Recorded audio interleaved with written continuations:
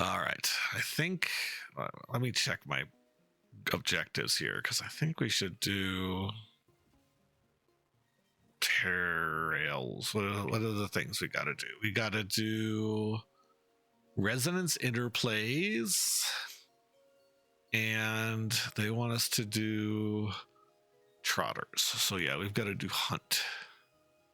Yeah, so X is not on Switch. X is actually only on Wii U. But first rule of emulation on Twitch, we don't talk about emulation on Twitch. It is really excellent to play emulated. So Xenoblade X was a kind of a pseudo MMORPG in that it had like co-op, like worldwide co-op. It had like big bosses and stuff that everybody like raids and stuff, but it was weird. Well, the servers are no longer up. So there's a whole section of the game which is locked off now that the game's kind of dead. But all of that stuff, there are mods in the emulators that can help you to kind of recreate that experience, whether it be lowering the number of times you have to do daily missions so that you get rewards faster, to sliding the difficulties, like basically amplifying your effect against the raid bosses and stuff like that. All that stuff is tunable through changes in the emulation. And so if you fire up a good Dolphin install and get Xenoblade X through it, and you got it, I'm sure you have a good enough computer. If you can play modern games, you can do it. So the reason I say all this is I played through one whole playthrough on my Wii U, and then I did a second playthrough last year, not on Twitch. It was just, I just played through it offline on my PC, and it was excellent. Absolutely excellent. It was wonderful. So my suggestion to you is if you're looking for a game, do it on an emulator. And if you need help emulating it, I would say come to me, but don't come to me. But I can send you to my kid. My kid can hook you up because my kid understands all that stuff. I don't actually understand it as well as she does. I just had her set it up for me. I'm like, could you make it so I can play Xenoblade X? And she's like, sure. And she just sits down and she just does the things on my computer. And she's like, all right, you're set. You're good to go. My kid is 1,000 times better than I am when it comes to emulation and stuff like that. So you should hit her up, or I can proxy that communication whenever you're ready. But it's a freaking awesome game. It's an awesome game. Also, it's freaking mechs. You get to fight in actual fully customizable, eventually flying mechs and fighting like giant, like quarter planet sized monsters and dragons and stuff and mechs and shooting missiles, and it's freaking amazing. It's such a game. Yeah, it's mech. You're not only, you can either fight on ground or you can fight in mechs, and if your mech gets blown up, you can hop out of your mech and you can fight and stuff. Yeah, it's fucking amazing. I'm sorry, it's so good. So yeah, Xenoblade X, and I might play it again on stream. I'm not saying I won't.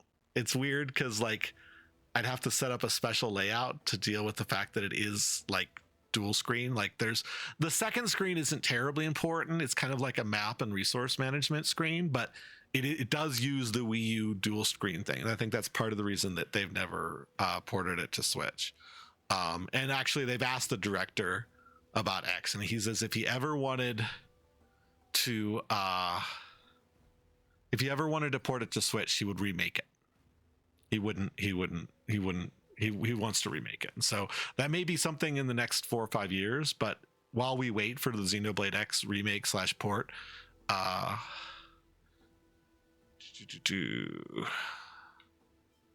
yeah. So remake might happen. It's hard to say. We're gonna do all these things. Which one is it? We'll do Omniscience Capsule. Just get more destructible objects. But in the meantime, yeah, hit me up And like I said, I might stream it at some point too. It's hard to say. Haven't decided. There's so many things I want to do, but it's super fun. It's a great game. But in the meantime, I have the music. I have the full soundtrack in my playlist. So when I'm playing music, it'll also come up. So there's that. Do that, I guess. Interstellar Concept Sanctuary.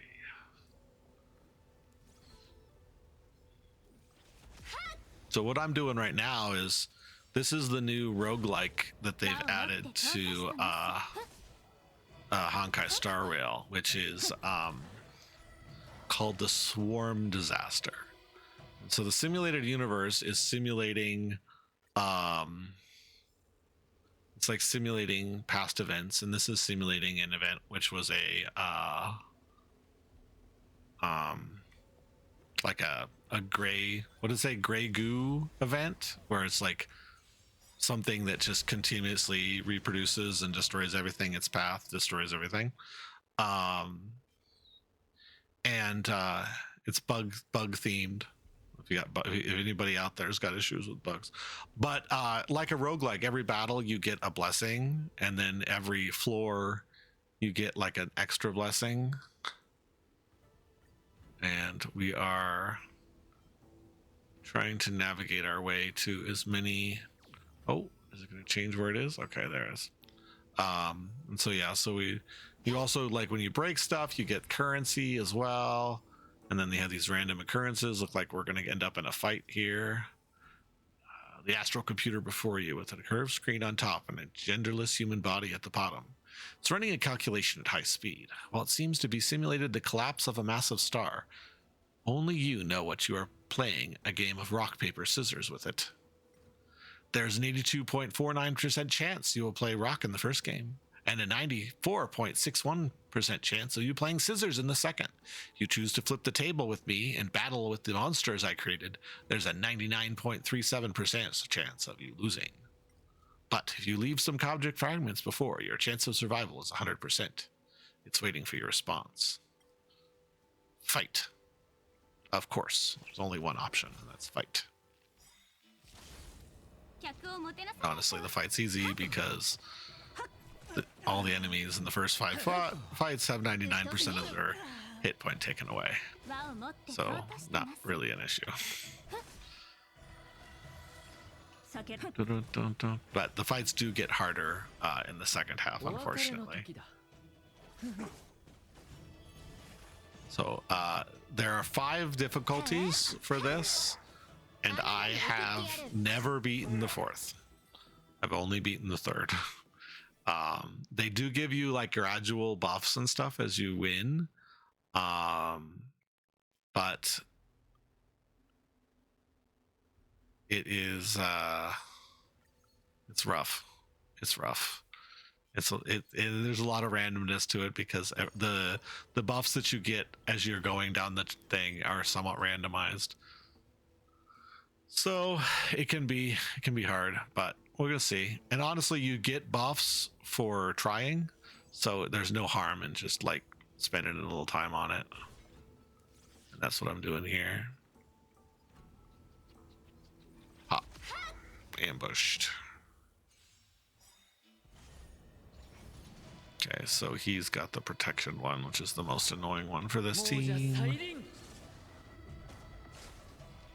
at least 4 of them.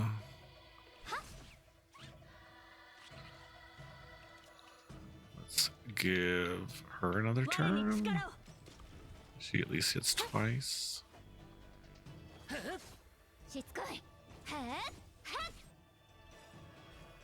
It's her burst to boost our turn order.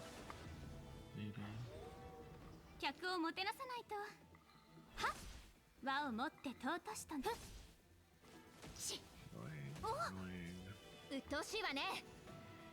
See, everybody here there's a little counter over that monster's head. The counter is how many attacks it will nullify before anybody can do damage. So I have to just kind of like muscle through this in order to actually be able to do damage. Now I can do damage. Now I have 1 round to wipe that guy out and get extra bonuses. Yeah, and so like it didn't even matter how much damage I was doing. It was just, you know, just beat on him, you know. An attack that does 1,000 damage and an attack that does 1 damage both reduce his shield by 1. So it's just a question of doing as many attacks as possible. And like the guy with the blonde hair, he hits 3 times with his attacks, so it's actually better just to attack with him. Whereas the once the shield's down, I focus on attacking with Seela, the one who has the purple hair, because she hits like a freight train. And also every time she gets a kill, she gets an extra turn, as long as she doesn't get the kill while doing her extra turn. Of course, you can't just stack those indefinitely, but regardless, if you're fast, you get that kill, she gets an extra turn. She gets that kill, she drops her burst. I'm gonna go ahead and buff her, and now she's on her burst, and that'll wipe this guy completely out. 110,000 damage. Let's see here. Shielded characters have bonus attack, sure. Breaking enemy applies dislocation, cool. So that's 1. Ooh, cool. Allow you to instantly teleport to this one. That's convenient.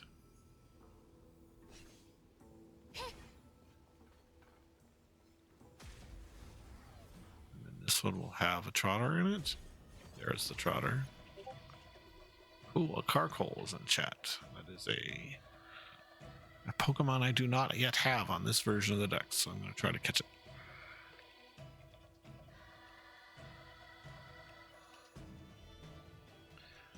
Right, and then so now I don't have any protections to worry about. It's just a normal trotter, so I can just, you know, try hard.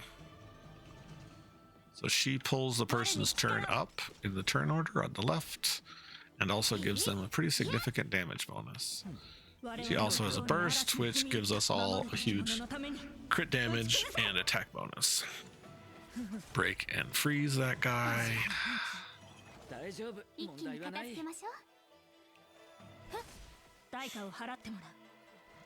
do that attack bonus thing again. I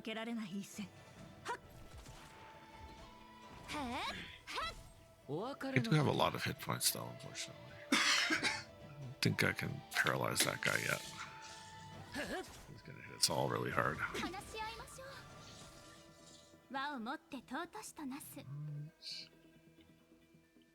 Let's try to paralyze this guy.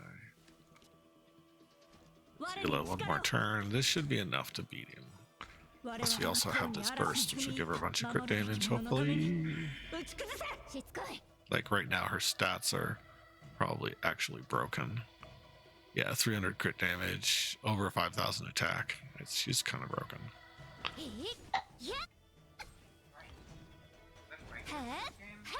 What's up? No, the Seela's broken right now. She's got ridiculous amounts of attack. Absolutely broken. And I love it.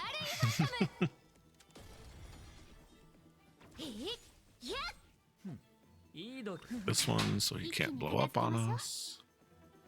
Boost.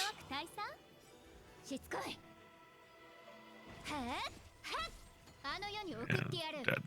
Okay. Battle's over. So yeah, the difficulty curve gets really steep and as you go through this, unfortunately. Crit rate, I'll take it. Finally get path resonance. Gain 5 rerolls. Item transactions are cheaper. Everybody takes damage at the beginning. All right. And then we have another curio. 3 path blessings. I'll take it. So we got this one. We only got 1. Darn it. Still, it's still not too bad. Swiftness. Confirm. But there's nowhere to go. But we can do a transaction domain and spend some of our currency. Wonder what kind of curios we have to buy. Remembrance, alien tree, neither of those are interesting to me. How about the blessing guy? You'll buy some blessings. Ooh, celestial annihilation. Let's buy that. That's nice. Okay, happy with that. Okay, all the guys can move. All right, that's fine. Doesn't matter. We're just going straight to the boss. Physical rate, we'll do ice weakness in case I want to stick my shielder in this or not. So we have 3 bosses, with the final boss being the actual swarm.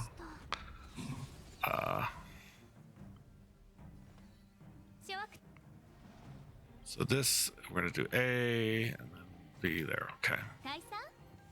Get our crit damage, our attack buff, hit them with debuffs, more attack bonus, and her. So now she's at 350, over 5,000 attack, but she only has a 40% trash rate, unfortunately. So only 40% chance of doing massive damage. So we did not crit, unfortunately. Take another shot at it. But that did crit. She's also more like, because of how I've got her built, she's more likely to crit on the second attack she makes. So like, she has this ability where if she doesn't crit, her crit rate is massively higher on the next attack she does.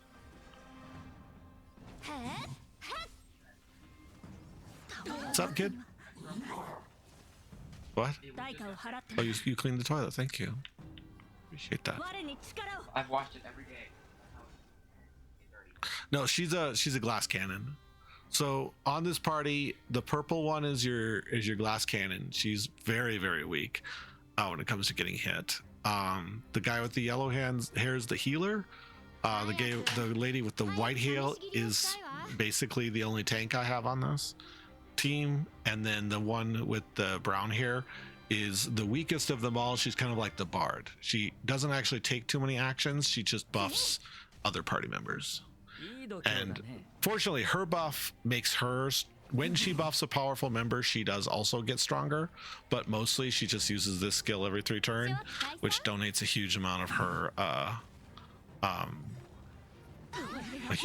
attack to that other person, and then some of it bounces back. It's weird. I don't actually have a tank in this party at all. The tank characters in this game usually have 2 kind of features. They will manipulate enemy aggro, and they'll also drop shields. The main character, the Trailblazer character, which I'm not playing, which sometimes I bring into the final boss fight, she does both. She both draws attacks, and she also generates a shield for the team. And then there's this other lady, March 7th, who's one of the characters you get for free, who puts shields down, but the shields actually draw enemy aggro as well. So she can shield someone with a really powerful shield that also draws aggro, so that you're more likely to have them attack the shielded character. Whereas the Trailblazer, she has much weaker shields, but her shields are for the whole group. So like it's the same amount of shielding, but it's distributed, if that makes sense. Usually for the swarm, which is the final boss, I will swap in 1 or 2 characters to be shielders. I do a lot less damage, but I can be a lot more survivable. So I have to keep that in mind when I'm choosing my buslings, because I might switch to a shielder in the final fight, which I don't have right now.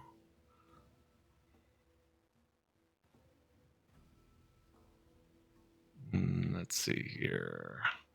We'll do beacon coloring based. When the uncivilized life spots. Yeah, exactly. So you got to work on it. So when the uncivilized life system was first discovered by civilization, the planet's surface teemed with swarms of insects. A leader gazed upon the star charts on the screen. Relishing in the momentous occasion, he directed his attention toward Leap's map, awash in elation. This leader has always managed to succeed against all odds, and his triumphs have filled him with avarice, hubris, and an unwavering belief that he can conquer any planet and erect any unprecedented civilizations. While he can get whatever he desires, he has never discovered what he really wants. Now he extends an invitation to you, something he rarely offers. He admires you, a navigator who composes poetry in your spare time. The curiosity for destiny is not a butterfly that alights on your fingertips, but also on his. Select.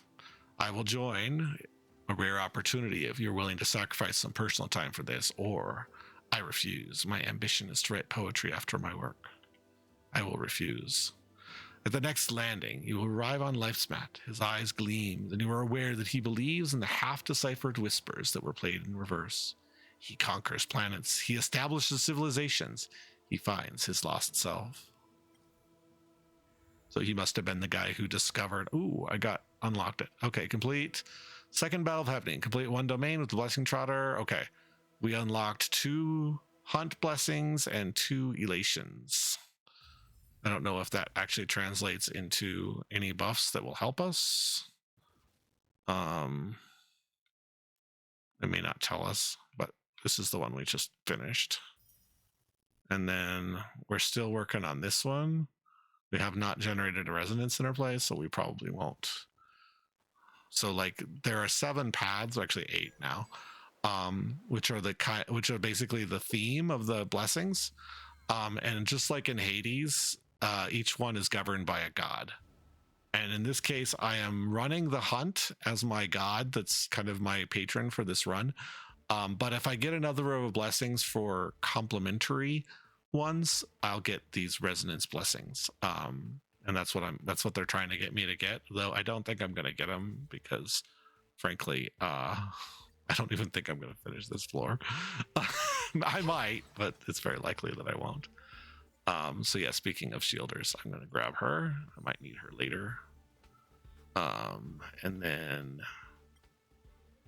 we can purchase some things. We can purchase a curio. Let's purchase another blessing. Character gains a shield. Let's do that.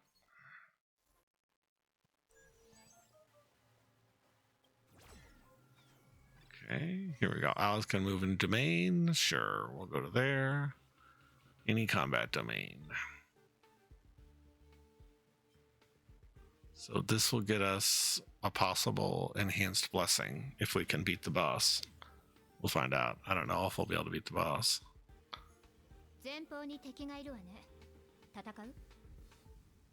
Oh god. Boost attack.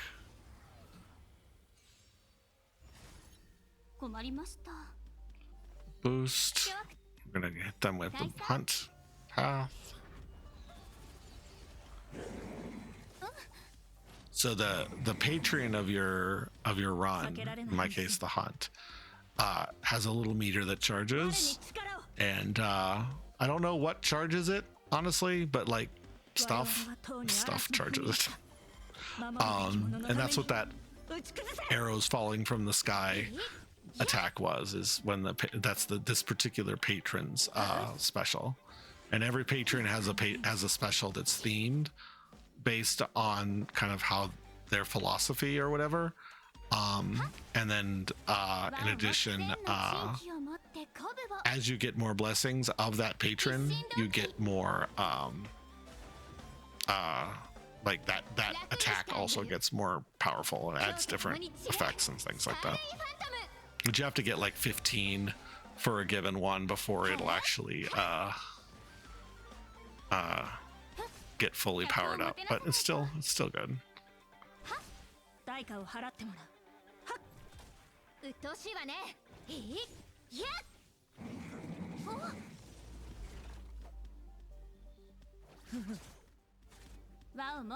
Okay, she's still got her buff up. Okay. We'll drop those arrows one more time. Shot. Drop a burst.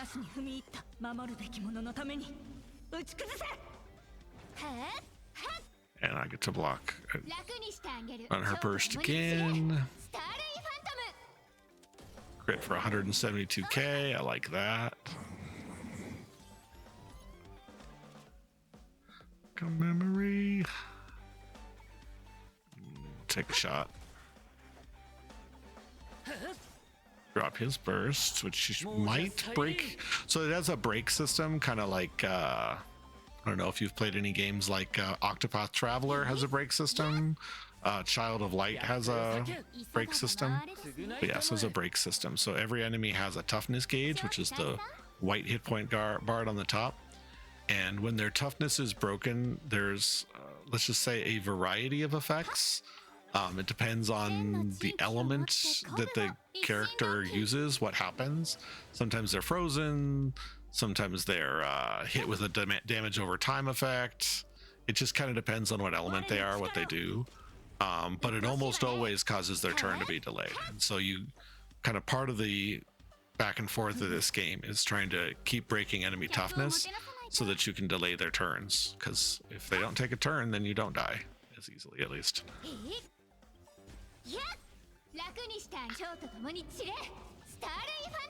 And this particular enemy is like massively buffed. Oh, welcome in, Justin Pocket. How are you doing? Let me do a super shout out for you, since I can do those now. I got to show off. So before you do your check-ins, which I encourage you to do, I'll show off my new shout off functionality after I catch this Pokemon. So I have this thing called Super Shout Out, and watch what it does. Pauses the music, plays a random clip. How cool is that? Make sure your clips are cleaned up of any clips that you don't like. I don't know what to expect with this clip. I'm watching it with you.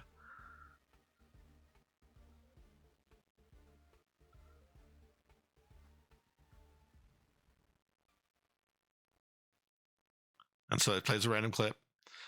And then check-ins. I have check-ins that actually do something now. So if you want to, you're just chewing on. I have no idea what you were chewing on.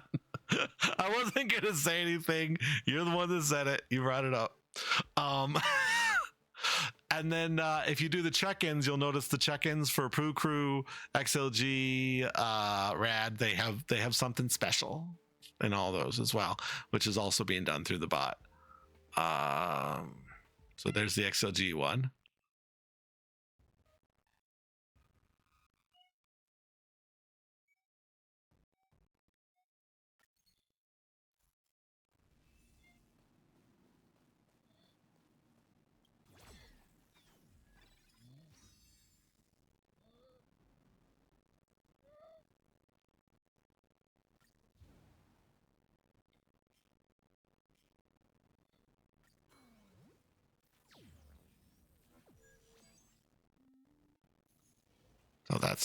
So then check out the next ones. So I didn't make that video. That video was made by Zero, but I did make the videos for the Poo Crew and the Rad ones. If you want to see those videos.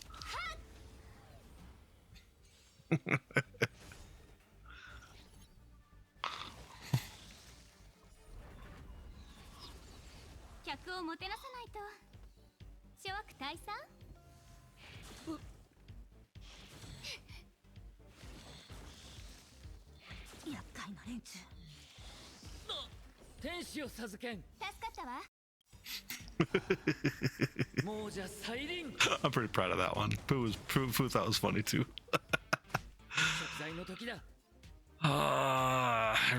Everyone's injured. And then there's the Rad one.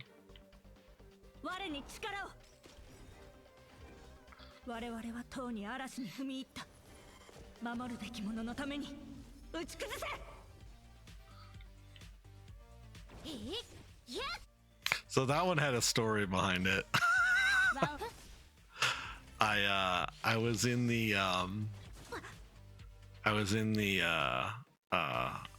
channel, and I was asking about check-ins. I'm like, hey, you know, Rivers, what kind of stuff do you want me to use for like check-ins and stuff? And he's all, you know, most people use the Pornhub one, and I'm like, yeah, I don't really want to do the Pornhub one. And he's like, yeah, I get it. You know, you don't want to do the Pornhub one. Just like get some ice cream truck music and put it on there. It'll be fine. And so that is the result of that conversation. Ice cream truck music, very wholesome.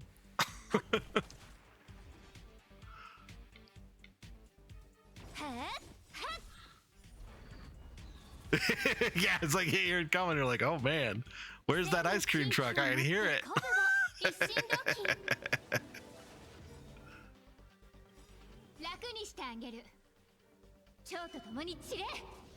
This is another of my favorite bands. This is a band named Wet Leg. And yeah, they're pretty heavy in the innuendos, let's say. They're a British band. They're pretty funny. I like them. I need you to forget me. You are so easy. Take me. Yeah, I'm working on it. It's going every Saturday or Sunday. I'm working on it.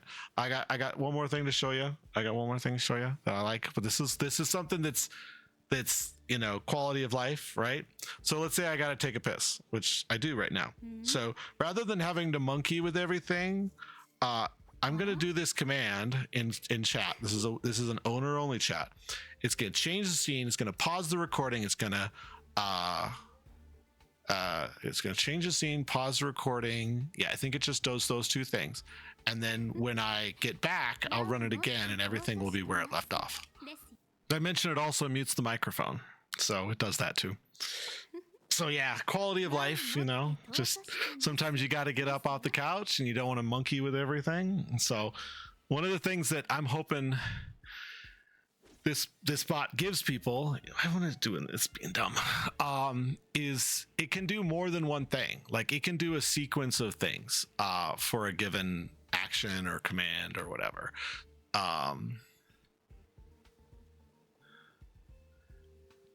So that way, like if you want to, as I said, if you want to do multiple things, you want to pause the music, you want to run a scene differently, you want to do a transition, you can link all those behaviors together into the command. So you can do like multiple stuff. So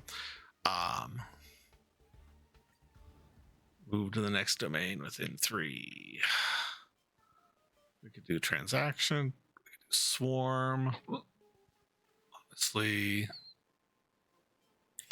I guess I really hate the game modes. I really do. We're just gonna go here. We'll just do transaction.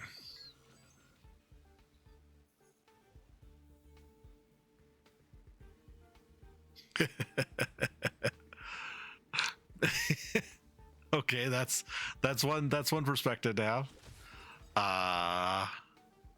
Yeah, so lots of fun to be had. See here, do I want to try to buy a curio from this lady today? So yeah, we're doing the roguelike challenge called the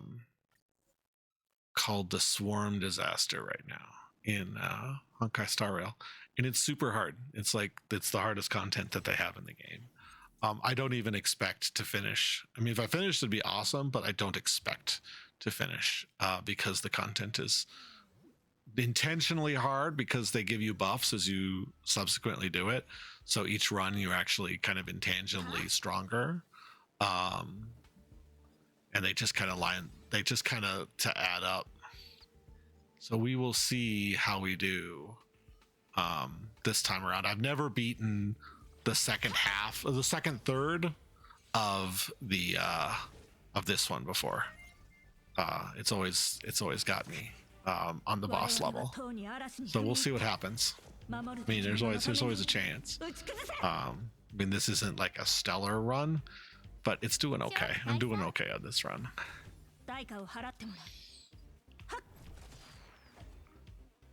All right. Well, I can not see. He's gonna hit me with his burst. Boom. Let's hit these guys with the resonance. So this is the patron attack I was telling Reiko about earlier. We might be able to drop this guy. Nope, we did not. If we can drop it, we can we'll get a bonus attack. And they also damage their friends, which is nice. So the swarm is really, again, it propagates stronger and stronger dudes. It'll spawn a new one at that turn order that looks like a little white light little monster dude, but if you can finish them off, they damage their friends. So it's kind of like a race. If you can outpace them, you can get ahead of them, but if not, they overwhelm you, which I guess is very swarmish. See there, see now see one of them divided itself and the other one freaking just came out of nowhere, and there's just another one on the field. So it really gets, it's like such a difficult battle mode. It sucks. It just absolutely sucks. Fortunately, I have the blessing that if I break an enemy, I get an extra turn. So lets me break all of them. Yes. Okay. And now we want to focus on beating this guy. Auto heal. They also, all their attacks inflict damage over time as well. So if that wasn't, if their persistence wasn't bad enough, they also freaking hit you with DOTs every single time. And this game, DOTs, they're stackable. You can have, like, the particular DOT that these guys do stacks up to 5 times. So now I beat one, and now they all start killing each other. And it's over. The tides turn really fast. Let's just say that. It's pretty difficult. Let's see. You have to character use a skill. Does not initiate attack. Attacks will blast in a single. Let's do that. But yeah, and it's meant to be overwhelming, and it's like, it's a swarm. So of course it's overwhelming. Like, it's they literally they meet the name, right? All right, so we're gonna go this one. So this will be another trotter, but it'll also be a boss trotter. Oof.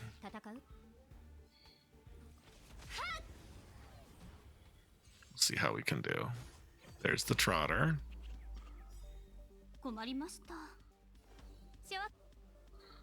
that. Her burst actually changes the turn order slightly, which is nice.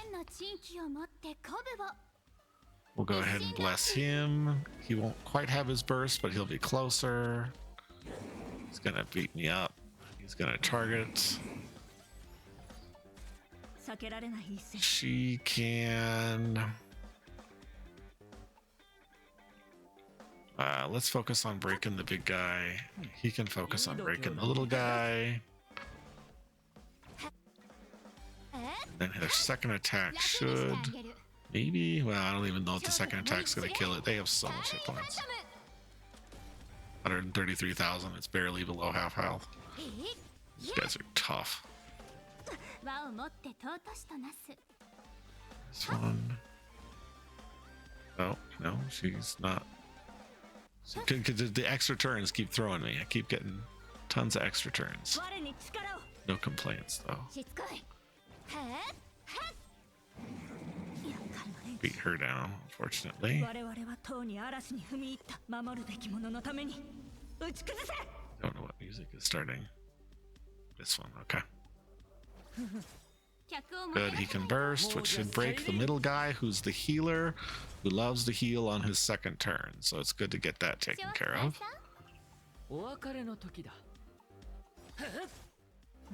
Let's drop this.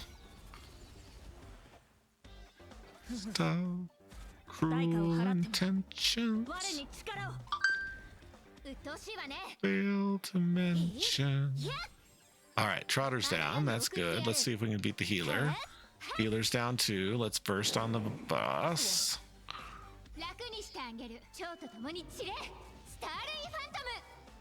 Kaboom. He's locked onto my weakest character. That's no fun.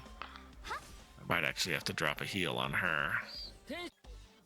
Get her ready for his ultimate attack that's going to hit her next round.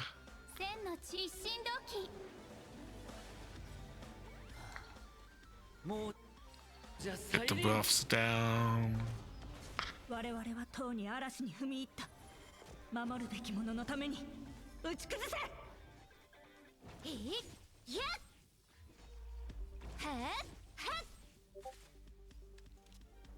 Got an electric kid in chat. Oh, I don't have any skill points. Can't use it.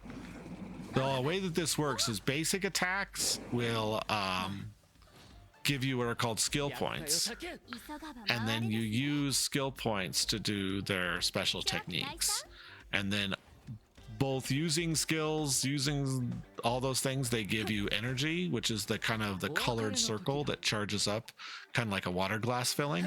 Once that's full, they can drop their burst whenever they want, which is kind of their ultimate attack. And so there's kind of a tempo to this game in terms of its turn-based. It is a turn-based game, but if you play it like a turn-based game, the game will overwhelm you. You really have to play it kind of like as a hybrid between turn-based and like active combat. So like it's really like the bursts, like you do them whenever you want, which means you need to kind of time when you do them. Sometimes a burst is, you know, if it's just a pure damage burst, then you can basically do whatever you want. But like the blonde, his burst can incapacitate enemies. So very often I will hold off on his burst until and only use it when the enemies aren't incapacitated. That way, I mean, he doesn't always incapacitate when he hits them, but he does sometimes. So you like save it up so that you can use it whenever it looks like you could use it. Right now, I'm just gonna hold on to his burst since I don't need to do that. And then like things like healers and stuff, you'll use their normal attacks. They don't do a lot of damage, but it gives you those skill points, which then lets your attackers like Seela here do her technique more. So like I only have one skill point, but I don't have to heal anybody right now. So I'm going to use a normal attack, finally beat him. So hopefully get something good out of it. Damage taken by frozen enemies, sure. And then we got characters restore 20% of their max hit point at the start of every round. Sounds like something that I will use. The few times I've won higher level difficulties, I've had that same curio, or like it's a magical item basically. Hounding Pursuit, sure. Let's put it to the same one that already had it. A lot of help that was. All right, we'll go to this one. Turn invisible. Attack this guy. So this is going to be the one that has the shields, I'm pretty sure. Yep, it is. All right. Well, fortunately, the hunt path will completely destroy his shield. Like it's just gone. And then this guy again could incapacitate. So it's going to incapacitate both of them, both the Trotter and the and one of the boss-ish enemies are now incapacitated. So now I don't have to worry about them for a round. And so I basically have, I wouldn't say I won't have this in the bag, but I definitely have an advantage on this.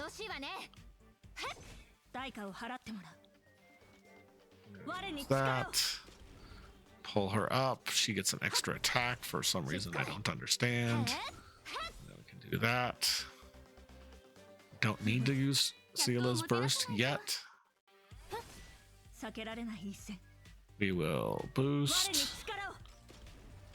Now I will do this and burst after.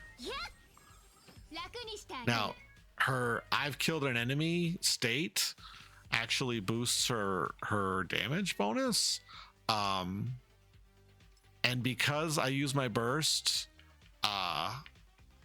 before that triggered, I actually get to use the damage bonus both on her extra attack and also on her burst. So she's going to do 3 times damage because I timed it right. And that's part of what I talk about with, if you play this like a normal turn base, you will not be as successful as if you think about it as an active game. So there you go, 220,000 damage. Freaking awesome. And then she did 105 with her follow-up. So that's how it's done.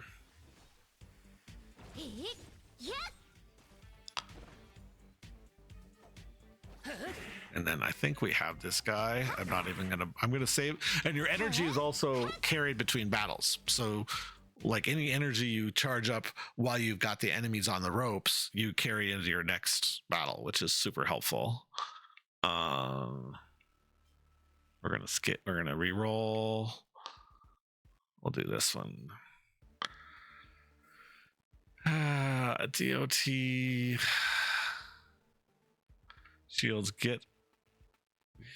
We're gonna re-roll.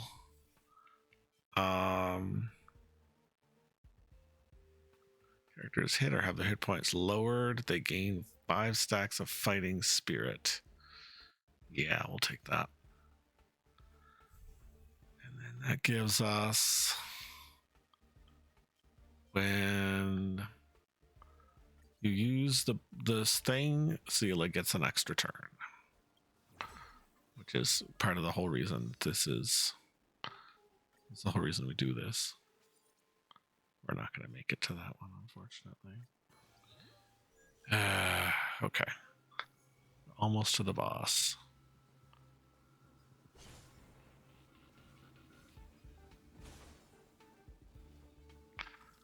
All right. Grazing the sunburst baked earth when a bunch of beefy guy comes your way. They're the street bandits who wreak havoc wherever they go. They're followed by a team of mercenaries. We're the last cowboys, shouts the leader, who flails his arms happily. The red Ibis armbands indicate their submission to the royal family. We believe they are also the royal bandits. Leave your gold and coins behind, and we'll need funds to oil the development of the city. Generosity is in line with the cowboy's spirit. Scowling at the shameless bandits, you bite the grass with your mouth. Pay, fight. Fight. There's only one choice, and that is fight. Why would you even consider anything? Bowing to frickin' extortionist bandits. Not in my RPGs. Fight. Right, I might be able to drop this guy. Let's see. Alright. Barely didn't drop that guy. It's alright, let's focus on weakening the side guys. Right, so he's done. Drop that guy. Boost.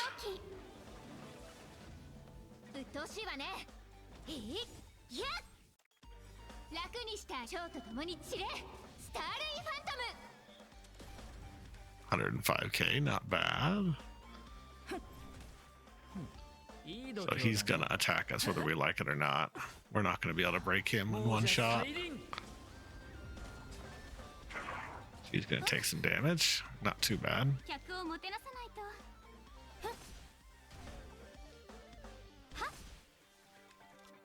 Let's just give Zila a bunch of boosts and see if she can finish this guy off quickly. She's gonna need to boost as well.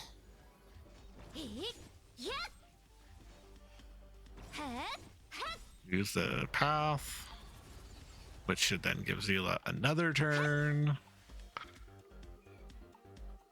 See if Zila can do anything with her burst. Oh, super weak sauce. Alright, well, we'll just have to take a hit. It's a lot of damage. Another boost.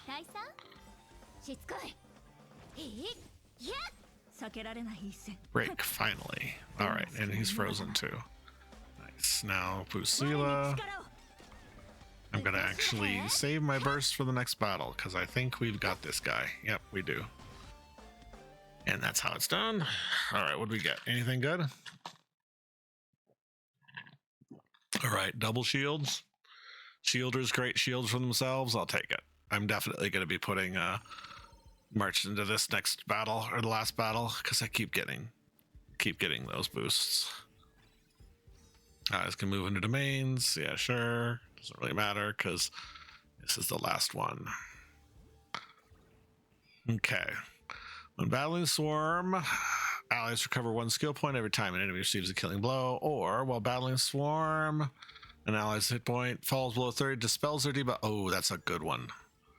All right, we'll see if we can beat Gepard, though. He's not terribly easy to beat. Do we want to change our team? Do we want to boost our team right now? Because if we throw March in here, we'll have a defender. But we won't be able to do as much damage.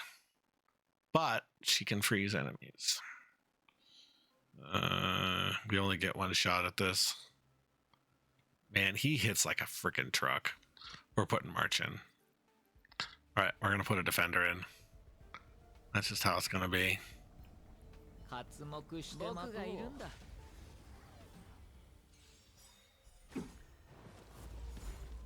Okay, so he's going to put down his field. We're going to start by doing Chingun's burst, which will pull us up in this turn order. We're actually going to give it to March so she can hopefully freeze all the enemies.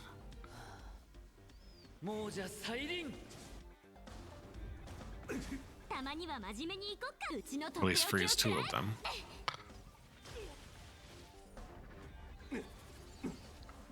Right. Now.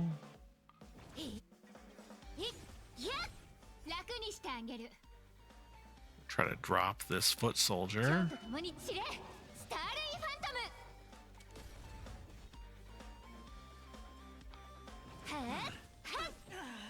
Gets me another attack for this foot soldier.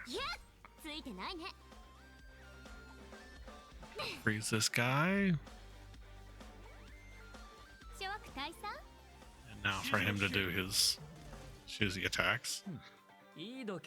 Fortunately, I have now 2 weakness breaks on him, so we're a little better off than we were.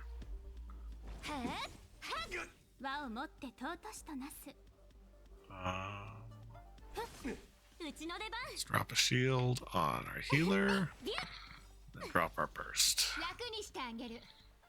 Hopefully take out the foot soldier. He's done. Big powerful attack.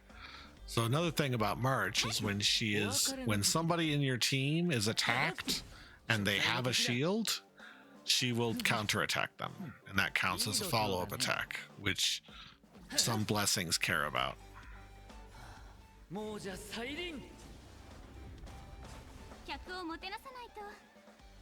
Boost. I have the skill points, so I'm going to drop some shields. I'm going to hold on her burst so that if I need to, I can try to freeze him again. So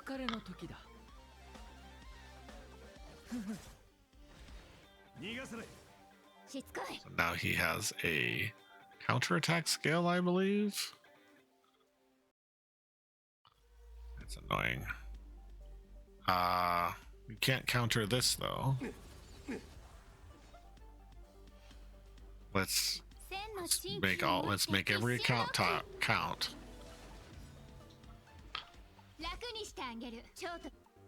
Maybe we can freeze him. Every attack counts.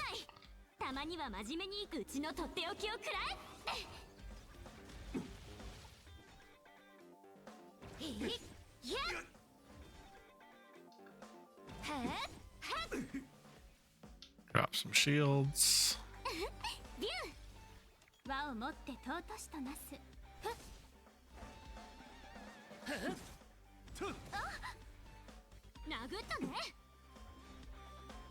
Okay. boost. Attack. Don't need to heal, so we can just keep attacking for skill points. And Zila's shield's about to expire, so let's put it up again. Why did he do a locket? There's nobody to attack, dude. They do that sometimes.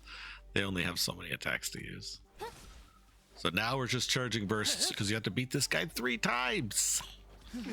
This is just round 1. Auto heal. Heal area. Auto attack. Let's put a shield around our healer. So now round 2. He will. Oh, not yet. Almost round 2. So that's phase 2. We'll put out some dudes, tell them to attack, do his burst. Super annoying. So many annoying attacks.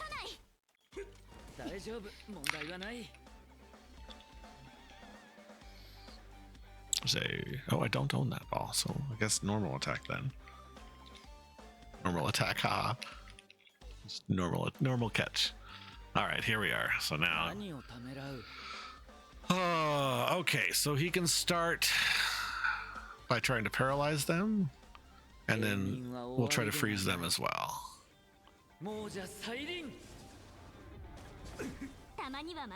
See if we can freeze them. Okay, so at least the side guys are frozen. Let's go ahead and hit him with the path, which will bring Zila up for a free attack. Speaking of bringing up attacks, Chingungs will then bring someone whose turn needs to come up again.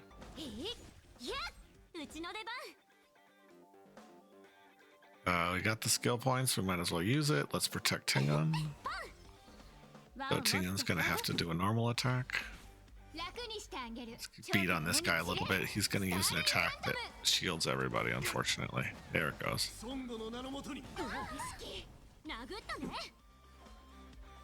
So he has a whole other health pool now. It's super annoying. But unlike the Trotter, it's damage base. So you can and once you break it, he's really hurt. If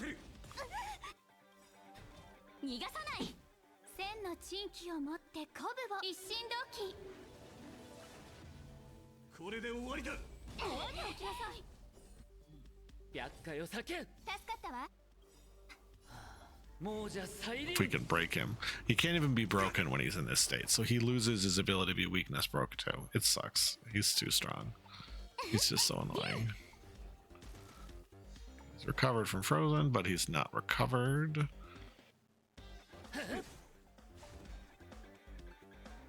But yeah, his shield is massive. Fortunately, things like this damage his shield kind of double, because it's an AoE, and at each target that is hit by the AoE basically depletes the shield extra. So at least there's that. But again, he's really strong.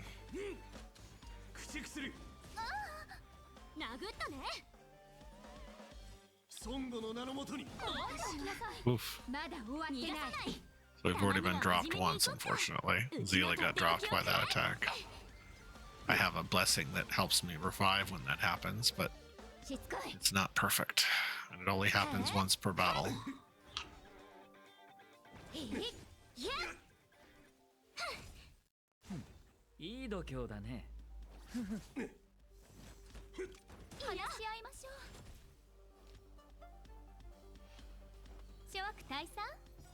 Drop her burst.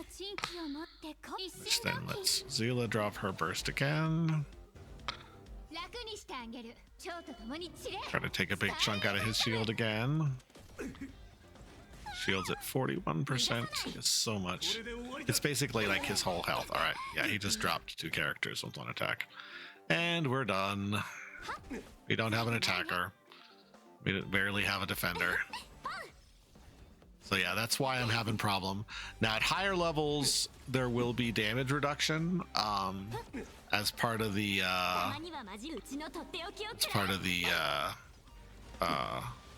buffs that you get that are permanent buffs.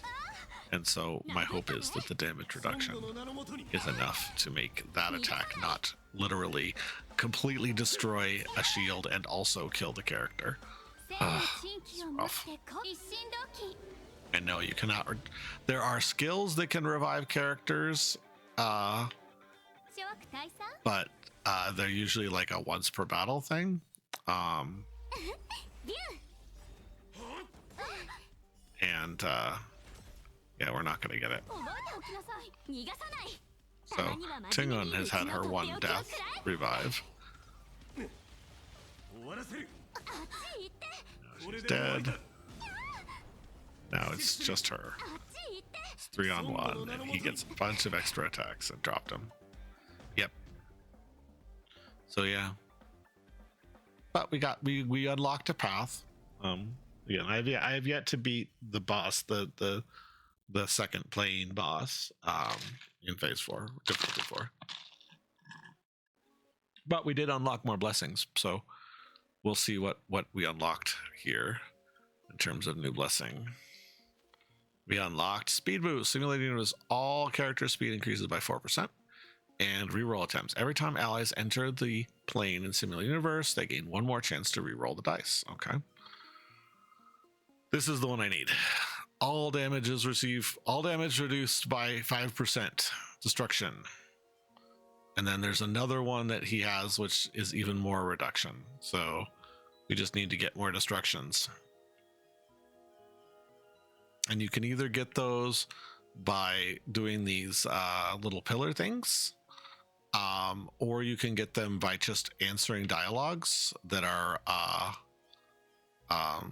that pop up. And I don't know how you do these, but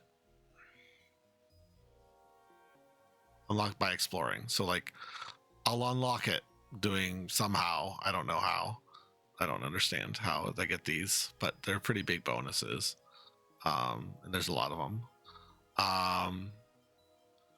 And then we cannot work on this one until after we've completed this one here. And we cannot work on this one until we've completed this one. So in order to get more, we have to do this one. Fortunately, it says a difficulty 3 or higher. So we might switch back to difficulty 3 to try to get this one so that we can unlock whatever this one is. Which will then allow us to unlock whatever this one is. But until we get that destruction plus, we're kind of stuck, at least with my builds. And I don't know how to get it, honestly. I don't know how to get my destruction. Like it's this one, so I have to get down to this node, I guess. So I probably won't be able to reliably beat difficulty 4 until I unlock this one. It's just freaking hard. Unless whatever occurs to get you this occurs, at which point I should be good. So it's just going to be a matter of time. But it's a grind.